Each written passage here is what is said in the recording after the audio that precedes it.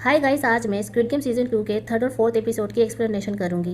Guys, अगर आपने मेरी स्क्विड गेम सीजन 2 की फर्स्ट और सेकंड एपिसोड की एक्सप्लेनेशन नहीं देखी है तो पहले जाकर वो देखें और उस वीडियो की लिंक मैंने अपने डिस्क्रिप्शन बॉक्स में डाल दी है, जिस पर क्लिक करके आप मेरी स्क्विड गेम सीजन 2 की फर्स्ट और सेकंड एपिसोड की एक्सप्लेनेशन की वीडियो देख सकते हैं। एपिसोड 3 की स्टार्टिंग होती है जुनहो और उनकी पूरी टीम को दिखाते हुए, जो घ्यून के दांतों में लगे ट्रैकर से उसे ढूंढने की कोशिश करते हैं और उस आइलैंड पर जाने के लिए निकलते हैं।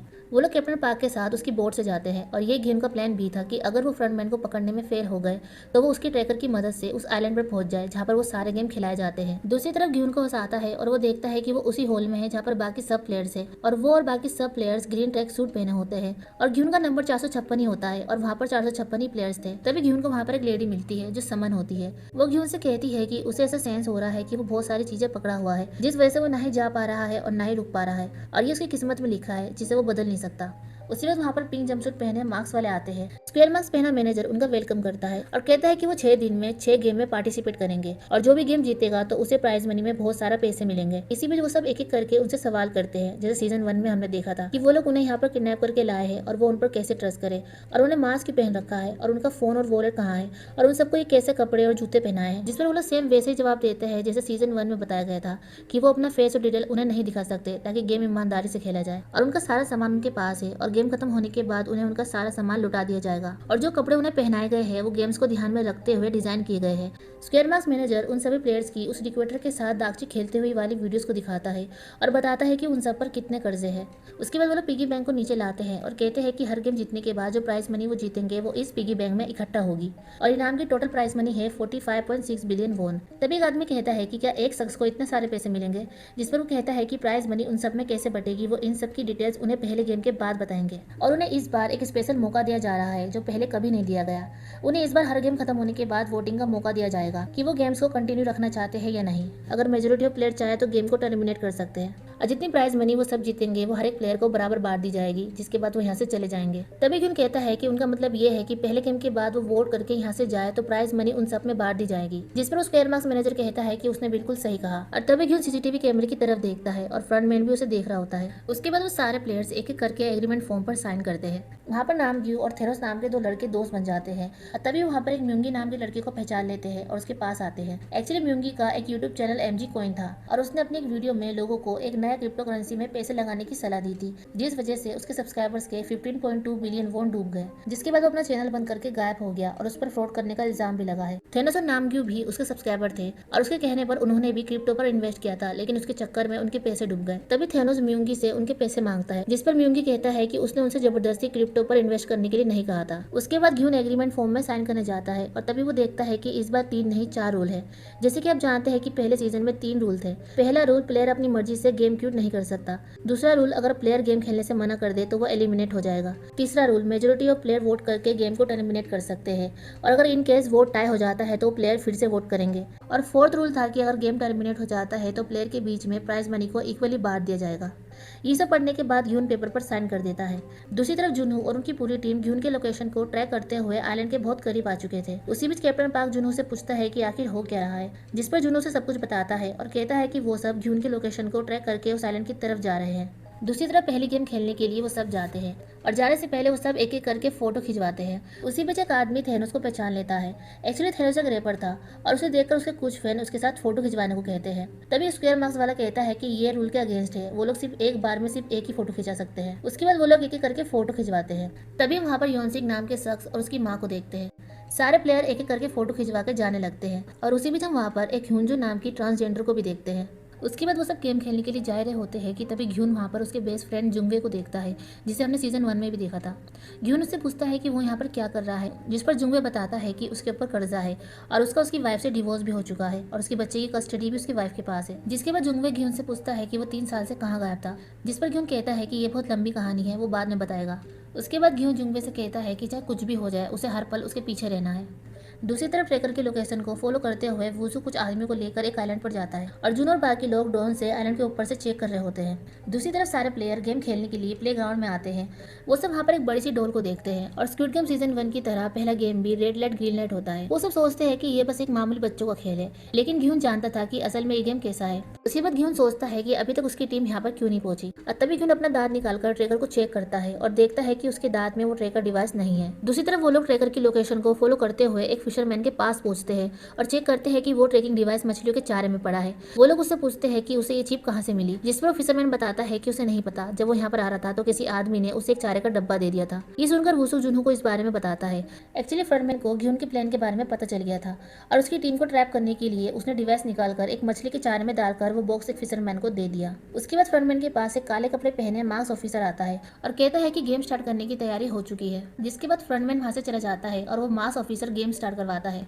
सारे प्लेयर्स को गेम के बारे में बताया जाता है कि उन्हें 5 मिनट में red light green light game पार करना है। तभी घ्यून सबके सामने आता है और कहता है कि उनके सामने जो डोल दिखाई दे रही है उसकी आंखों में मोशन ट्रैकिंग सेंसर लगे हुए हैं और अगर वो हिलते हुए दिखे तो वो डोल उन्हें सेंस कर लेगी, जिसके बाद वो लोग उन्हें शूट करके मार देंगे। लेकिन कोई भी उसकी बातों पर यकीन नहीं करता है। उसके बाद डोल पीछे मुड़ती है और गेम स्टार्ट होता है और वो सब आगे बढ़ते हैं। तभी घ्यून अपने मुंह को कवर करके उन सबको इंस्ट्रक्शन देता है ताकि वो डोल उसे बोलते हुए सेंस न कर ले, और ऐसा करते करते वो सब आगे बढ़ते हैं और घ्यून की वजह से अभी तक एक भी प्लेयर एलिमिनेट नहीं हुआ था। उसी बात एक लड़की के गले पर मक्खी बैठ जाती है, जिस वजह से वो डर के मारे हिल जाती है और तभी उसे शूट करके मार देते हैं, जिस वजह से वो सब डर के मारे हिल जाते हैं। घ्यून चिल्लाता है और उन सबसे कहता है कि वो जहाँ पर है वहीं खड़े रहे, अगर वो भागे तो मारे जाएंगे। लेकिन वो सब अपनी जान बचाकर भागने की कोशिश करते हैं, जिस वजह से डोल उन्हें हिलता हुआ सेंस कर लेती है और वो सब एक एक करके मारे जाते हैं। और फ्रंटमैन मजे से ड्रिंक करता हुआ और म्यूजिक सुनता हुआ उन्हें बैठकर देख रहा होता है। वहाँ पर हम नोल को भी देखते हैं जो एलिमिनेट हो रहे प्लेयर्स को शूट करके मार रही होती है। उसके बाद उन्हें फिर से गेम का रूल बताया जाता है, जिसके बाद गेम फिर से स्टार्ट होता है, लेकिन कोई भी डर के मारे आगे नहीं बढ़ता है। तभी उसी बीच थैनोस अपनी लॉकेट में रखी ड्रग्स की गोली खाता है। तभी घ्यून आगे आता है और उन सबसे कहता है कि अगर उन्होंने 5 मिनट खत्म होने से पहले फिनिश लाइन को क्रॉस नहीं करा तो भी वो मारे जाएंगे। और उस डोल की आंखों में मोशन डिटेक्टर्स लगे हुए हैं, लेकिन अगर छोटे हाइट के लोग लंबे हाइट के पीछे लाइन बनाते हैं तो वो उन्हें डिटेक्ट नहीं कर पाएगी। घ्यून की बात सुनकर डोल के पीछे मुड़ते ही वो सारे छोटे हाइट के लोग बड़े हाइट के पीछे लाइन बनाकर आगे बढ़ते हैं और जुंगबे भी घ्यून के पीछे था। और इसी बीच जो हिल जाता है वो सोल्जर उन्हें शूट करके मार देते हैं। तभी नॉवल जो सोल्जर नंबर 11 थी वो वहाँ पर उसी कैंसर बच्ची नायोन के फादर को देखती है, जो अपनी बेटी के ट्रीटमेंट के लिए गेम खेलकर पैसे जीतने आया था। घ्यून के बताया हुए इंस्ट्रक्शन के मुताबिक वो सब आगे बढ़ते हैं और फ्रंटमैन भी उन्हें देख रहा होता है। उसी वक्त जुनही के पेट में दर्द होता है और योनसिक की माँ पूछती है कि वो ठीक तो है ना। ड्रग्स की टैबलेट खाने की वजह से थेनोस अलग ही नशे में आ जाता है और तभी वो कुछ प्लेयर्स को धक्का दे देता है, जिस वजह से वो डोल उन्हें सेंस कर लेती है और उन्हें शूट करके मार दिया जाता है। उसके बाद वो सब आगे बढ़ रहे होते हैं और जो हिल जाते हैं वो सब एलिमिनेट हो जाते हैं। ऐसा करते हुए वो सब फिनिश लाइन को क्रॉस करने लगते हैं। तभी एक लेडी हिल जाती है और उसे शूट कर दिया जाता है और उस लेडी की वजह से एक आदमी हिल जाता है। वो आदमी कहता है कि वो उसे शूट ना करे, वो उस लड़की की वजह से हिला था। तभी एक सोल्जर उस आदमी के पैर में गोली मार देता है और उसे एलिमिनेट कर देता है। उसके बाद बचे हुए लोग फिनिश लाइन को क्रॉस करते हैं। तभी वो आदमी जिसके पैर में गोली मारी थी वो घ्यून से हेल्प मांगता है। टाइम खत्म होने में अभी 30 सेकंड बचे थे और घ्यून उसकी हेल्प करने जाता है। घ्यून उस आदमी को उठाकर फिनिश लाइन को पार करने की कोशिश करता है, लेकिन तभी वो गिरने वाला होता है और उसी वक्त डोल पीछे मुड़ती है, लेकिन तभी हुंजू उनकी हेल्प करती है और टाइम खत्म होने से पहले वो फिनिश लाइन को क्रॉस कर लेते हैं और वो आदमी बच जाता है। लेकिन तभी सोल्जर नंबर 11 यानी नोवल उस आदमी को शूट कर देती है, क्योंकि वो आदमी एलिमिनेट हो गया था। तभी दूसरा सोल्जर नोवल से पूछता है कि क्या उसने उसे गोली मारी, जिस पर नोवल कहती है कि जो हार गया था उसने बस उसे एलिमिनेट किया है। तभी वो लोग प्ले ग्राउंड को फिर से कवर कर देते हैं। दूसरी तरफ जुनहू और उनकी पूरी टीम को समझ नहीं आता है कि फ्रंटमैन को ट्रेकर के बारे में पता कैसे चला। तभी कैप्टन पार्क कहता है कि तूफान की वार्निंग मिली है और उन्हें अभी यहाँ से चलना चाहिए, जिस पर घ्यून की टीम भी कहती है कि उन्हें वापस चलकर दूसरा प्लान बनाना चाहिए। उसके बाद दूसरी तरफ सारे प्लेयर्स डर के मारे बैठे होते हैं और उसी वक्त गार्ड वहाँ पर आते हैं, जिसे देखकर सारे प्लेयर्स डर के मारे पीछे जाने लगते हैं। पहले गेम को कंप्लीट करने के लिए वो लोग उन्हें कांग्रेस करते हैं और पहले गेम का रिजल्ट बताते हैं। 456 प्लेयर्स में से 91 प्लेयर एलिमिनेट हुए थे और 365 प्लेयर्स बचे हैं जिन्होंने फर्स्ट गेम कंप्लीट किया है। तभी योंगसिक की मां उनसे भीख मांगती है और कहती है कि वो उन्हें जाने दे, उसके बेटे का कर्जा वो चुका देगी। इसके बाद एक एक करके सारे प्लेयर्स उनसे भीख मांगते हैं और कहते हैं कि वो उन्हें यहाँ से जाने दे, वो अपना कर्जा किसी और तरह से चुका देंगे। तभी स्क्वायर मार्क्स मैनेजर कहता है कि वो उन्हें चोट पहुंचाना नहीं चाहते, वो तो उन्हें बस एक मौका दे रहे हैं। तभी उसी वक्त घ्यून कहता है कि एग्रीमेंट के क्लॉज नंबर 3 के मुताबिक अगर मेजोरिटी ऑफ प्लेयर गेम खेलना ना चाहे तो गेम टर्मिनेट हो सकता है, जिस पर वो स्क्वायर मार्क्स मैनेजर कहता है कि वो सही कह रहा है। उसके बाद वो लोग वोटिंग कराने से पहले उन्हें फर्स्ट गेम की प्राइज मनी दिखाते हैं और वो लोग मरे हुए प्लेयर्स की रकम पिगी बैंक में डालते हैं और इतने सारे पैसे देखकर वो लोग चौंक जाते हैं। मार्क्स मैनेजर कहता है कि पहले गेम में 91 प्लेयर्स एलिमिनेट हुए हैं, इसलिए टोटल प्राइज मनी होती है 9.1 बिलियन वोन और अगर वो लोग आगे नहीं खेलना चाहते हैं तो बचे हुए 365 प्लेयर्स को 9.1 बिलियन वोन को बराबर बांट दिया जाएगा और 9.1 बिलियन वोन में से हर एक प्लेयर को 24,931,500 वोन मिलेंगे। और इतने कम पैसे सुनकर वो सब हैरान हो जाते हैं। स्क्वायर मार्क्स मैनेजर बताता है कि गेम के रूल के मुताबिक एलिमिनेट प्लेयर के बदले 100 मिलियन वोन पिगी बैंक में ऐड होते हैं और अगर वो दूसरा गेम खेलते हैं और उसमें ज्यादा प्लेयर्स एलिमिनेट होते हैं तो टोटल प्राइज मनी और बढ़ सकती है। तभी एक आदमी कहता है कि अगर वो लास्ट तक पहुंच जाए तो उन्हें कितनी प्राइज मनी मिलेगी, जिस पर मैनेजर बताता है कि इस गेम में 456 प्लेयर है, इसलिए सबकी प्राइज मनी मिलाकर 45.6 बिलियन वोन है। और जो प्लेयर्स 6 के 6 गेम जीत जाते हैं तो उन्हें 45.6 बिलियन वॉन बराबर बांट दिया जाएगा। उसके बाद वोटिंग स्टार्ट करते हैं और कहते हैं कि अगर प्लेयर आगे खेलना चाहते हैं तो वो ब्लू वाला ओ बटन दबाए और अगर नहीं खेलना चाहते हैं तो वो एक्स वाला रेड बटन दबाए। और वोटिंग उल्टी तरफ यानी लास्ट प्लेयर के नंबर से शुरू होगी जो ग्यून का नंबर था। ग्यून वोट डालने जाता है कि तभी वो समन कहती है कि इस सब से कोई फायदा नहीं है, क्योंकि जिस जगह पे उनकी मौत लिखी होती है वो पैदा होते ही उनकी किस्मत में लिखी होती है और इसे कोई नहीं बदल सकता, चाहे वो कितनी भी कोशिश कर ले, वो अपनी किस्मत से नहीं बच सकता। तभी ग्यून आगे बढ़ता है और गेम को रोकने के लिए एक्स बटन दबाता है। तभी गार्ड उसे एक बेच देता है और कहता है कि उनके वोट के अकॉर्डिंग उन्हें वही बेच दिया जाएगा जो वो वोट डालेंगे, जिसे वो अपने चेस्ट के राइट साइड लगाकर उससे मिलते हुए निशान यानी एक्स और ओ पे जाकर खड़े हो जाए। जैसे वो एक्स को वोट देंगे तो वो एक्स वाले साइड पे जाकर खड़े हो जाए और जो ओ को वोट देंगे वो ओ की साइड में जाकर खड़े हो जाए। उसके बाद वो सब एक एक करके वोट डालते हैं और दिए हुए बेचों को अपने चेस्ट पर लगाकर दिए हुए वोट के अनुसार यानी एक्स और ओ पे जाकर खड़े हो जाते हैं। जुंगबे भी एक्स बटन को प्रेस करता है।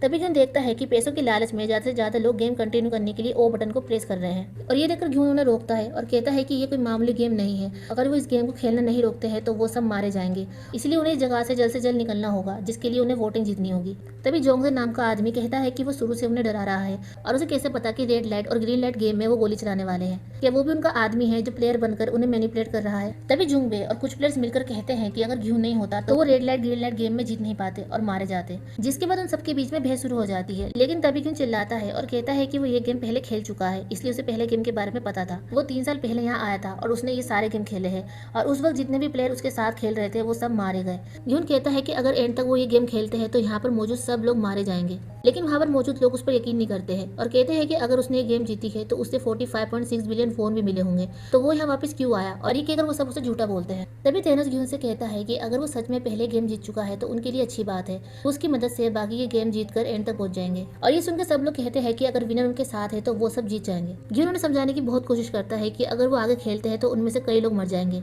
लेकिन तभी गार्ड आते हैं और कहते हैं कि वो किसी को भी वोटिंग के बीच में इंटरफेयर करने नहीं देंगे। उसके बाद वोटिंग फिर से शुरू होती है और वो सब एक एक करके वोट डालते जाते हैं, जिसके बाद वोटिंग दोनों तरफ बराबर हो जाती है और तभी आखिरी प्लेयर जिसका नंबर 1 था वो वोट डालने जाता है और तभी वो ओ बटन को प्रेस करता है और मेजोरिटी ऑफ प्लेयर्स के मुताबिक गेम कंटिन्यू रहेगा और ये देखकर ग्यून उदास हो जाता है।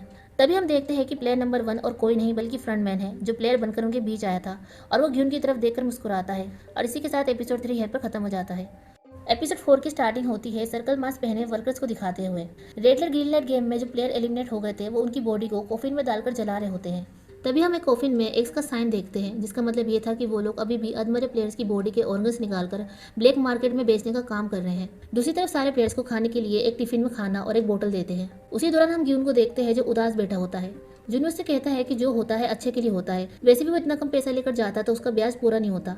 ये सुनकर ग्यून कहता है कि 3 साल पहले जब वो यहाँ पर आया था तो उसकी तरह एक प्लेयर ने भी सेम ऐसे ही कुछ कहा था, लेकिन एंड में वो भी सब लोगों की तरह मारा गया। उसी वक्त फंड में कुछ लोगों के साथ वहाँ पर आता है और कहता है कि उसने कहा था कि वो यहाँ पर पहले भी आ चुका है तो वो उनकी मदद क्यों नहीं करता अगली गेम जीतने के लिए, और उसकी वजह से उसने ओ बटन दबाया था।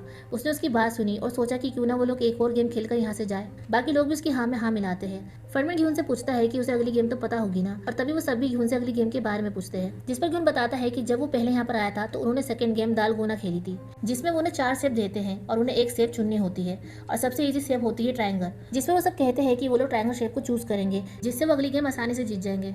तभी वो जोंगते नाम का आदमी कहता है कि अगर वो सब 365 प्लेयर गेम जीत जाते हैं तो प्राइज मनी टोटल सेम ही रहेगी, इसलिए वो किसी को भी दूसरे गेम के बारे में नहीं बताएंगे ताकि वो लोग गेम हार जाए और प्राइज मनी बढ़ जाए। जिस पर ग्यून कहता है कि वो ऐसा नहीं करेंगे, वो उन्हें अगला गेम के बारे में इसलिए बता रहे हैं ताकि वो ज्यादा से ज्यादा लोग बचा सके। जिसके बाद वो सब वहाँ से चले जाते हैं। इसके बाद हम योनसिक की माँ को देखते हैं जो अपना ऑमलेट जूही को देती है और कहती है कि अंडे प्रेग्नेंट औरत के लिए अच्छे होते हैं। तभी वो बताती है कि उसने अपने पड़ोस में बहुत सारे बच्चों की डिलीवरी की है, इसलिए उसकी बॉडी का शेप और उसकी चाल से वो बता सकती है कि वो प्रेग्नेंट है और उसका आखिरी महीना चल रहा है। और अगर वो पेट छुपाने के लिए उसे दबाकर रखेगी तो वो खुद को और उसके बच्चे को हर्ट करेगी, और ये वजह थी कि गेम के दौरान उसके पेट में दर्द हो रहा था। उसके बाद हम फ्रंटमैन को देखते हैं जो फिर से ग्यून के पास आता है और उससे पूछता है कि उसने कहा था कि वो ये गेम जीत गया था, जिसके बाद उसने 45.6 बिलियन वॉन प्राइज मनी इनाम भी जीता होगा, तो वो यहाँ वापस क्यों आया। जिस पर ग्यून कहता है कि वो पैसे मेरे नहीं है, वो पैसे यहाँ पर मरने वाले के खून से रंगे हैं और जो पैसे वो अभी पिगी बैंक में देख रहा है वो पैसे भी यहाँ पर मरे हुए लोगों के हैं। तभी फ्रंटमैन कहता है कि वो ऐसा क्यों सोच रहा है और वैसे भी उसका ऐसा सोचने से वो सब दोबारा जिंदा नहीं होने वाले। तभी जून कहता है कि अगर वो एक्स बटन को प्रेस कर देता तो वो सब यहाँ से जिंदा बचकर जा चुके होते। जिस पर फ्रंटमैन कहता है कि अगर वो एक्स बटन प्रेस करके गेम खत्म करके यहाँ से घर चले जाते तो क्या वापस जाकर वो सब खुश होते। तभी जुंगू उन्हें रोकता है और कहता है कि उनके बीच में एक विनर है और अगर वो टीम की तरह काम करे तो वो गेम जीत सकते हैं। उसी वक्त देहू नाम का लड़का उनकी टीम में शामिल होने को कहता है। तभी जुनवे देहू के हाथ में एक मरीन टैटू देखता है। एक्चुअली देहू एक मरीन में बेस नंबर 1140 में था। तभी जुंगवे भी उसे अपना टैटू दिखाता है और कहता है कि वो भी मरीन में बेस नंबर 746 था और ये सुनकर देहू उसे सैल्यूट करता है, जिसके बाद वो उसे अपनी टीम में ले लेते हैं। उसके बाद थेनोस और नामग्यू म्योंगी को परेशान करते हैं और कहते हैं कि उसकी वजह से उन्होंने काफी पैसे क्रिप्टो में गंवाए हैं, इसलिए वो सारे गेम जीतकर यहाँ से बाहर निकलकर उनके सारे पैसे लौटाएगा। तभी म्योंगी कहता है कि क्रिप्टो कॉइन में इन्वेस्ट करके सिर्फ उनकी नहीं बल्कि उसकी जिंदगी भी बर्बाद हो गई, इसलिए तो वो यहाँ पर पैसों के लिए आया है। तभी वो लोग उसका खाना छीन लेते हैं। म्योंगी उनसे अपना खाना वापस मांगता है, लेकिन तभी थेनोस खाना उसके मुंह पर मारता है, जिसके बाद उनके बीच में फाइट होने लगती है और थेनोस और नामग्यू म्योंगी को खूब मारते हैं। तभी उन्हें लड़ता हुआ देख फ्रंटमैन उन्हें रोकने की कोशिश करता है, लेकिन थेनोस उसकी नहीं सुनता है और उससे बदतमीजी करता है। तभी फ्रंटमैन को गुस्सा आ जाता है और वो नामग्यू और थेनोस को खूब मारता है और तभी थेनोस उसे सॉरी बोलता है और वो रुक जाता है, जिसके बाद सब लोग फ्रंटमैन के लिए ताली बजाने लगते हैं। उसके बाद सारे काम खत्म करके सारे सोल्जर अपने कमरे में चले जाते हैं, जहाँ पर हम नोल को देखते हैं जो उस कैंसर बच्ची नायोन के फादर के बारे में सोच रही होती है, जो अपनी बेटी की ट्रीटमेंट के लिए यहाँ पर पैसों के लिए आया था।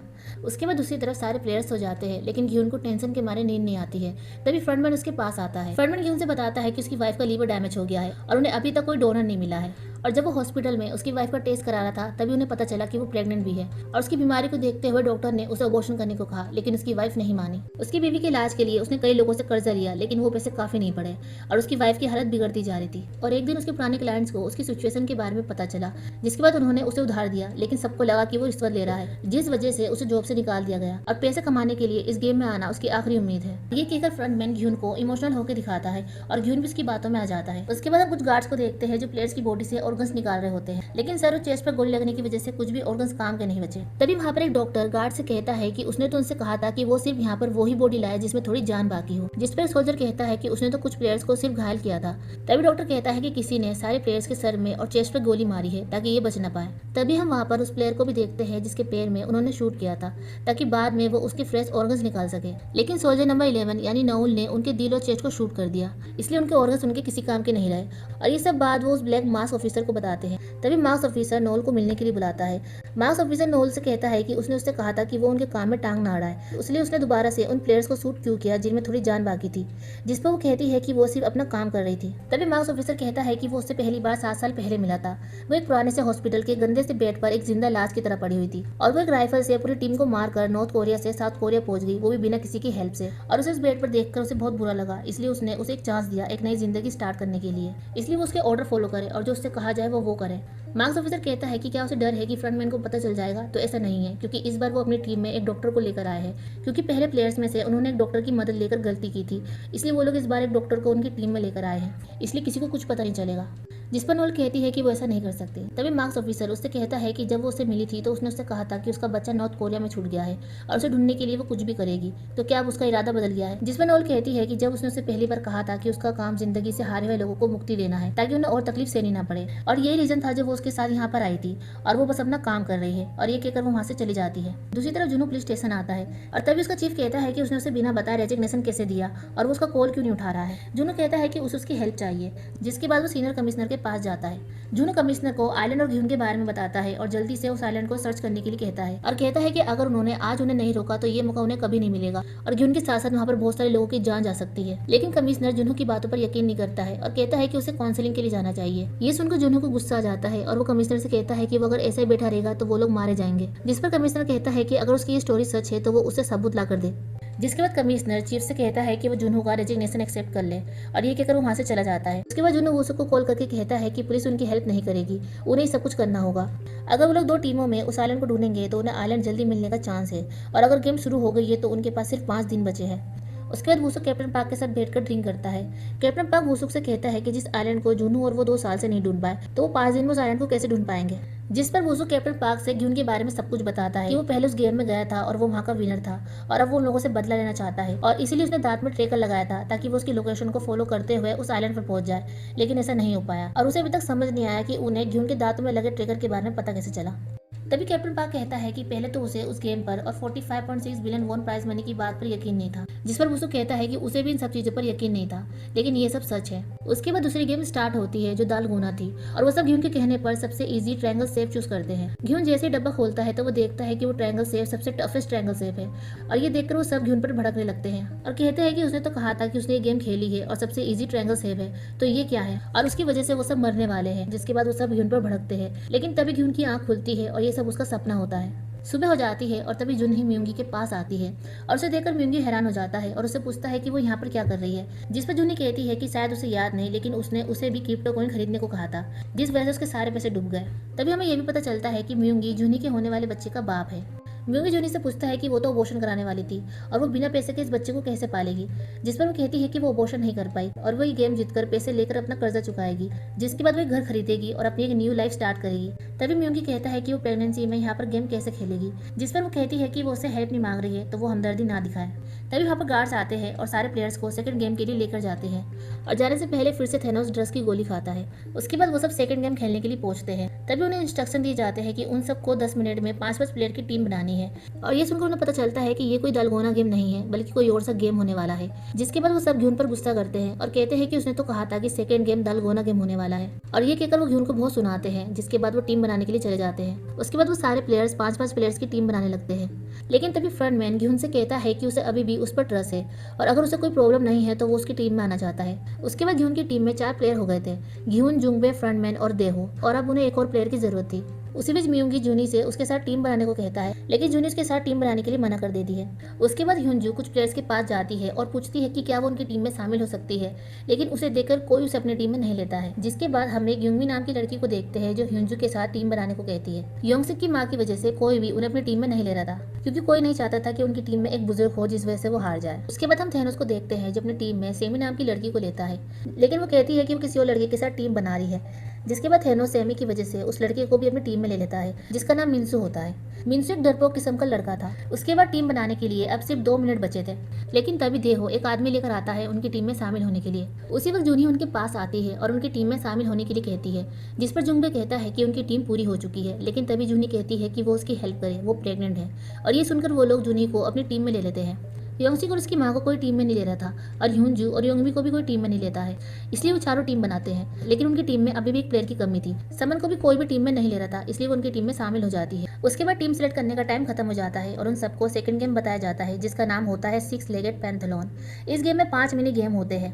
पहला गेम दागची, दूसरा गेम फ्लाइंग स्टोन, तीसरा गेम गोंगी, चौथा गेम स्पिनिंग टॉप और आखिरी 5th गेम जेगी।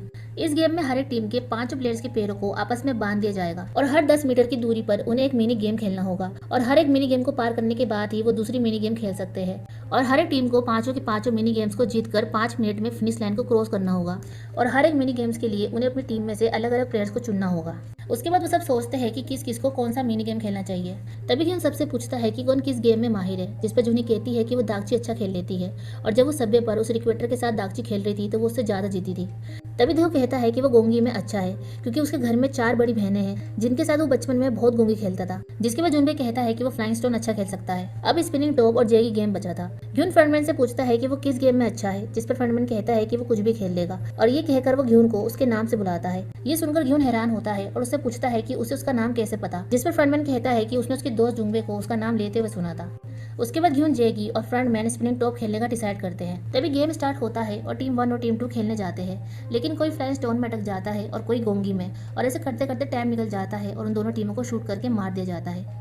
इसी बीच नामजू डर के मारे घबरा रहा होता है, और तभी वो थेनोस से वही ड्रग्स की गोली मांगता है जो उसने गेम स्टार्ट करने से पहले खाई थी, ताकि उसका माइंड भी फ्री हो जाए और वो बिना घबराए गेम खेल सके। नामजू के इतना रिक्वेस्ट करने पर थेनोस उसे वो गोली दे देता है। एक्स बटन दबाने वाले प्लेयर्स कहते हैं कि ये सब ओ बटन दबाने वाले प्लेयर्स की वजह से हो रहा है। अगर वो एस दबा देते तो वो सब यहाँ से चले जाते, और जो भी यहाँ पर मरेगा उन सबकी मौत के जिम्मेदार ओ दबाने वाले होंगे। उसी वक्त वर्कर मरे हुए प्लेयर्स की बॉडी को कॉफिन में डालकर ले जाने लगते हैं। तब इन प्लेयर्स में से एक प्लेयर्स की सांस अभी भी चल रही थी, जिसे वो कॉफिन में डालकर उस पर साइन लगा देते हैं, लेकिन तभी नोल वहाँ आती है और उस प्लेयर के सर और दिल पर शूट करके मार देती है, और ये सब वहाँ पर खड़े 2 गार्ड्स और मार्क्स ऑफिसर भी देख रहा होता है। उसके बाद गेम फिर से स्टार्ट होता है और 2 टीमें खेलने के लिए आती है और इस बार ह्यूंजू की टीम जाती है। ह्यूंजू अपनी टीम को हौसला देती है और कहती है कि वो साथ मिलकर इस गेम को जीत जाएंगे और सबको दिखा देंगे। उसके बाद गेम जैसे स्टार्ट होता है एपिसोड 4 यहीं पर खत्म हो जाता है। सो गाइस, ये थी स्क्विड गेम सीजन 2 की 3rd और 4th एपिसोड की एक्सप्लेनेशन और कल मैं स्क्विड गेम सीजन 2 के 5th, 6th और 7th एपिसोड की एक्सप्लेनेशन की वीडियो भी अपलोड कर दूंगी।